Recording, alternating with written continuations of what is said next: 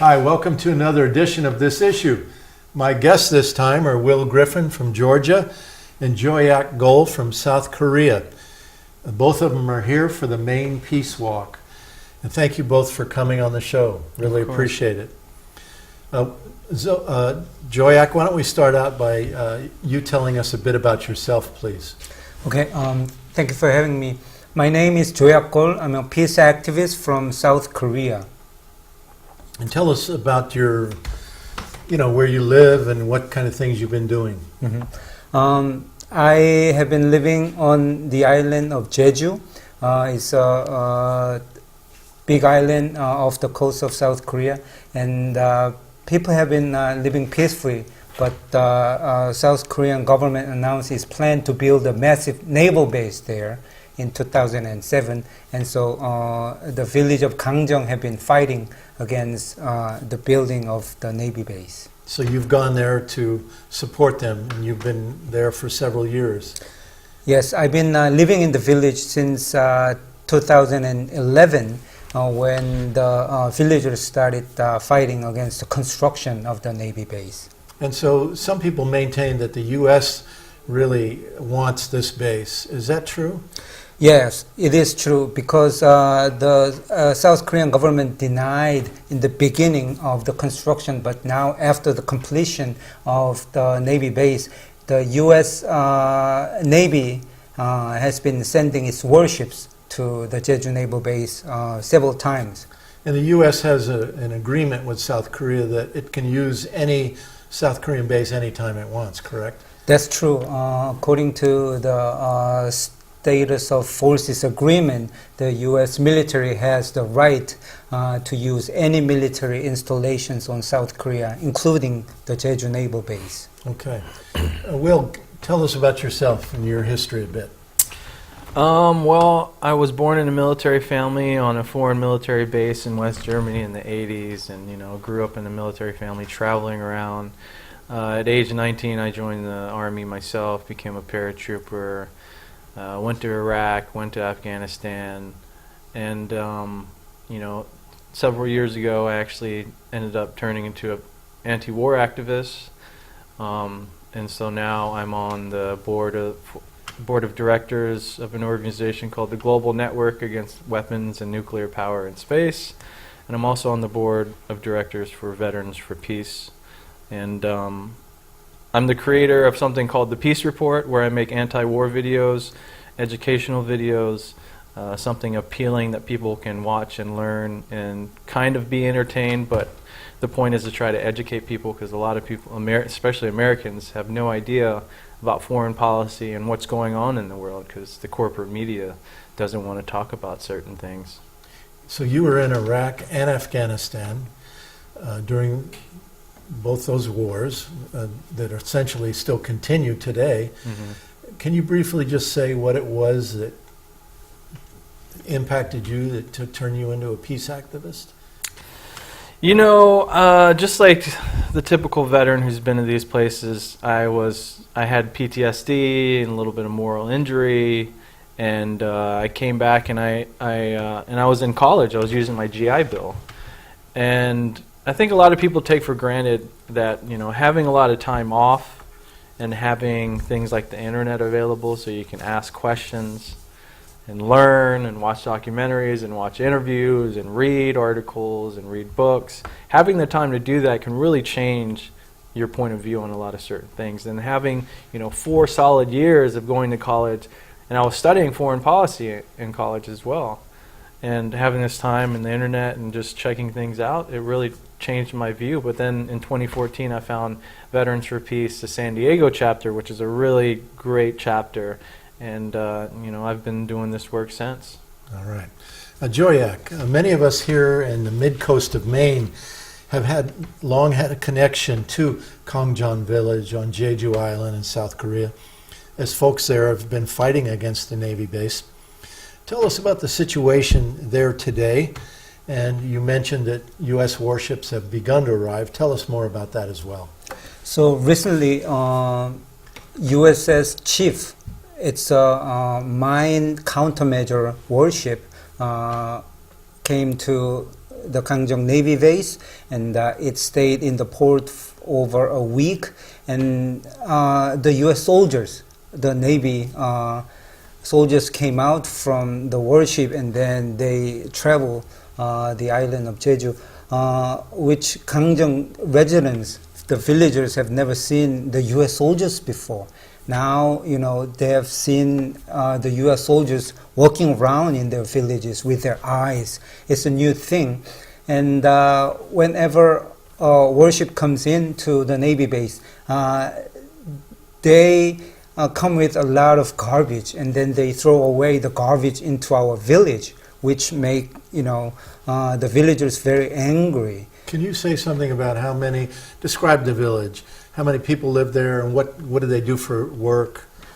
It's a fishing and farming village, and 2,000 villagers live in this beautiful village of Kangjong, and they have been working very hard, and they love the beautiful nature and the island.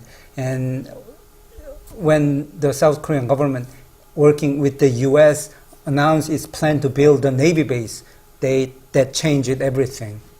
And people have been protesting daily before the base was built, now during the time it was being built, and now that it's opened, and they're still protesting daily, correct? Yes. How many years have those protests been going on? For 10 years. 10 years. Since every day for 10 years. Well, the peaceful resistance started in 2007, and the South Korean government started the construction of the base in 2011. That's when the villagers and peace activists together do this daily Catholic Mass, 100 bows, and human chain every day, 7 days a week. All right. Why does the U.S. want this base on Jeju Island? What's the strategic reason? The U.S. Government has its military in South Korea, about 30,000 U.S. soldiers stationed in South Korea. And Jeju Island is located in a strategic location. If the U.S. military is able to use that, then the U.S. will be able to control China. That's the thing, because China imports a lot of resources from the sea, and Jeju Island is located right there. Kind of in a strategic location where the U.S. can blockade Chinese importation of its resources, particularly oil, right? Yes, that's true. Recently, the U.S. Pacific Commander said that U.S. government wants the Jeju base to port the USS Zumwalt, the latest Aegis destroyer. Made at Bath Iron Works, the Yes. Zumwalt. Yeah. So if the South Korea agrees to it, and Jeju people will, they believe that Korean government will do it, then the Zumwalt and other U.S. Military will station on Jeju Island, and it's going to change the whole war game in the region. They become a target, don't they? Yes. This village is 500 years old, correct? Yes, that's true. Where they worship nature, the rocky coastline, beautiful rocky coastline has been completely destroyed to build this base. Yes. Jeju Island is famous for its pristine nature. A lot of tourists come from the mainland Korea and other countries, and the people have been, living in this island peacefully for hundreds of years. But now, U.S. military and Korean situation, they feel very. The war is, is coming. That's how they feel after this Navy base construction was completed. And one last question in this part. Aegis destroyers, also made at Bath Iron Works, have they also been coming to the new base there on Jeju Island? Not yet, but other Aegis destroyers like USS Statham and several other U.S. Navy ships have been coming to Jeju Island. Okay. Will, your father was in the U.S. Army, your mother was Korean, and then since joining the peace movement after the Army and college, you've been to Korea several times as a peace activist. What have you learned about U.S. policy in the Asia-Pacific region? Well, I lived in South Korea as a kid for 4 years, and obviously I was, raised in a military family, so I kind of supported U.S. troops being there. My dad was there, right? And now becoming an anti-war activist, peace activist, and that I've been there now, it's a completely different view that I have. I realize now how much I didn't know and didn't see when I was there as a kid. I didn't know that the environment was completely being destroyed and polluted. I didn't know villagers were being complete villages were being displaced and kicked out of their homes in order for bases to be expanded or built. I didn't know about, how severe of a threat it is to have a U.S. military presence on North Korea's border, or even in any country, really. And just all of these impacts. And going to Korea now, speaking with the villagers of Jeju Island and all over South Korea, because there's, So there are 83 other there. bases on the mainland of South Korea that are being expanded now? For sure. I think the most significant one right now is Camp Humphreys, which is, maybe 1 or 2 hours south of Seoul.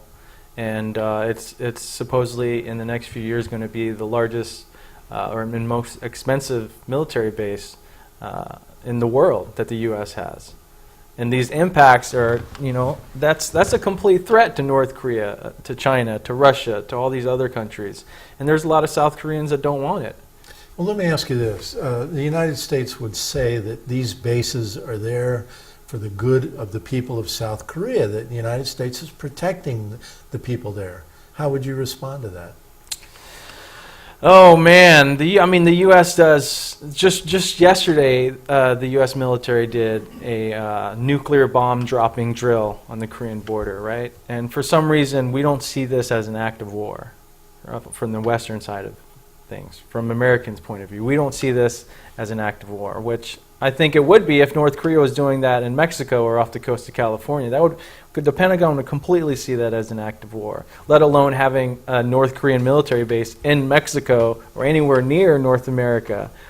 We'd see that as a complete threat. But we have, the U.S. Pacific Command website says that in the Asia Pacific alone, we have over 375,000 military and civilian personnel under the U.S. Pacific Command in the Asia Pacific. Do you think the people of America, American citizens, do you think they understand what is going on with U.S. bases in that region, not only in Korea, but Okinawa, mainland Japan, etc.? Do you think American people understand it? I'm going to say pretty confidently that Americans have no clue what's going on in that part of the world or even other parts of the world. And when you say Korea, people think of who? Kim Jong-un, and they see images of him with binoculars looking at these missile tests and these big-sized missiles being rolled on military vehicles. That's what their image is of in that region, especially when you use the word Korea or Korean crisis or any of this stuff. And they don't see... I think a lot of Americans don't even know the basics, that there's 800 military bases around the world and the impacts that it has. I'm talking with Will Griffin, an Iraq and Afghanistan war veteran, lives in Georgia. He was an Army brat, grew up, his dad was in the Army. He's now on the National Board of Veterans for Peace. And I'm talking to Joyak Gol, who's a peace activist, an environmental activist, from South Korea, and for years now has been in Jeju Island, where the U.S. has built a Navy base to port its warships, some of which will be made in Bath. Joyak, lately Donald Trump and North Korea have been trading insults. Mm-hmm. Can you help us understand the reasons for this current conflict, and what do you think is ultimately the solution? That's a big question. Well, before Donald Trump took office,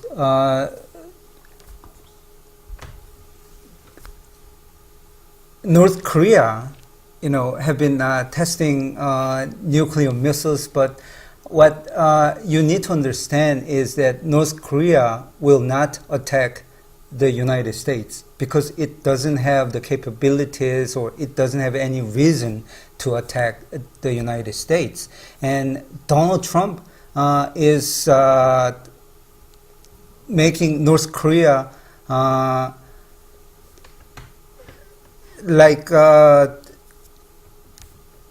it's treating North Korea like a child, but then if you don't listen to me, then you have to be punished. That's what the U.S. is doing to North Korea. Bow down, kneel down, But North Korean people have pride and, what they don't want to do is to surrender. So what they're doing is to show off their capabilities, but in fact, they don't have any intention to attack North Korea. You mean the United States? I mean, the United States. Kim Jong-un is like a puffer fish. It's like with all the needles, with all the spines, But what they are actually doing is to protect their country. North Korea is a small country compared to the United States. It doesn't have any power to wage a war against this, big empire. Is there any chance that North Korea would even attack South Korea unilaterally? Not likely, because the moment that North Korea starts a war against South Korea or any other countries, North Korean people know that U.S. will retaliate and then it will wipe out North Korea, completely. So. Is it true that North Korea has a treaty with China that says if the United States attacks North Korea, China will defend Automatically. North Korea? So that means then war with the United States and China. And maybe even Russia would come into it as well. We're talking world war here, aren't we? Yes. So Donald Trump is making the region, the whole Northeast Asia, very dangerous, taking the path to the World War III, and nobody wants it. Now, the Korean War, or as they call it in North Korea, don't they call it the American War? Yeah. And some people now call it the Forgotten War, because many people don't even know anything about the Korean War. But it was over an armistice, which is essentially a ceasefire, correct, was signed on July 27, 1953. I remember that date because it's my birthday. Oh. I was 1 year old on the day of the armistice signed. But the U.S., since that time, of 53, has refused to sign a peace treaty with North Korea, which means the war is not over, correct? Yes. Why does the United States refuse to sign a peace treaty with North Korea? That's very easy. To tell you the truth, the United States wants to sell its weapons to South Korea. I think that's the main reason. Do you know, South Korea is the biggest arms importer from the United States. South Korea is importing a lot of arms from the U.S. every year, like billions of dollars South Korea is spending on the military. And that's very profitable and lucrative for the United States. And so once the U.S. signs a peace treaty with North Korea, then it doesn't have any reason or, to maintain this 30,000 strong U.S. troops in South Korea. No excuses, and so. Speaking about weapon systems that the U.S. sells and puts there, Will, tell us about THAAD. THAAD, what is it, and what is its purpose, and why are the people in South Korea so upset about this particular U.S. weapon system called THAAD? THAAD. Yeah, THAAD stands for Terminal High Altitude Area Defense. And by the way, it's also it's made of a system, an interceptor missile and a radar, which are the two most controversial parts of the system. And the interceptor is made by Lockheed Martin, and the radar is made by Raytheon. And there's a bunch of other parts made by a bunch of other companies, but everyone knows about those weapon dealers. And THAAD is part of what's called a missile defense system, but we should really call it a missile offense system. So the purpose of it is to shoot down incoming warheads or incoming missiles. So they're literally just launching a piece of metal to try to disable the incoming missile or warhead. That's what it's designed to do. Does it really do that? I don't think so. And the tests have proven that it's been, the Missile Defense Agency came out with a report earlier this year that said overall missile defense systems have a 56% failure rate. So we're spending billions and billions of dollars that doesn't even work 50% of the time. And the people in South Korea, specifically in a town called Songju, are really upset about the deployment of THAAD in their backyard, in their village, which the majority of them didn't want it there in the first place. And they now know that they are now a target when they once weren't. And now there's going to be U.S. soldiers running around the village. They don't want that either. And it's going to heighten tensions with North Korea as well as China, because the radar surveils over almost half of China, which is a complete threat to their national security, and even parts of Russia, which is a threat to their national security. So this is not just a Korea problem, it's a regional problem, and the local villagers are tired of the U.S. military, U.S. policy coming in and dictating what their lives are going to be like. Joyak, I saw a photo just a few days ago that you were on top of a mountain looking out over this new THAAD deployment site where the U.S. has deployed 6 of these, they call them batteries. Tell us about the village and their opposition to deployment of THAAD. So the village of Soseongri in Songju, located in southeastern part of Korean Peninsula, and it's a tiny village of 100 people, mostly old people, and so They're farmers, right? yeah, mostly are farmers of Korean melon. When South Korean government, well, actually it's the U.S. government, U.S. military sent the THAAD missile system to this tiny village.